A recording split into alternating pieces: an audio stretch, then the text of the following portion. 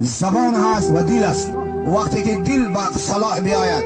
دل نیک شود، دل پاکیزه شود، دل به ایمان بیاید، دل به محبت خدا بیاید، دیگه چشمان هم راست میشوند، چشمان راست میبینند، زبان راست گپ میزند،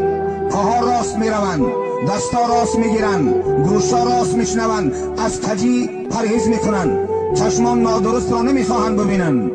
دو گوشان گپ نامعقول را نمیخواهند بشنوند، پاها به جای ناجایز نمیخواهند بروند، دستا چیزی حرام را نمیخواهند بقپند. برای چی؟ پادشاه راست شده است که قلب پادشاه کسی چیزی را دوست بدارد یاد او را بسیار میکند، هر زمان همون را یاد میکند.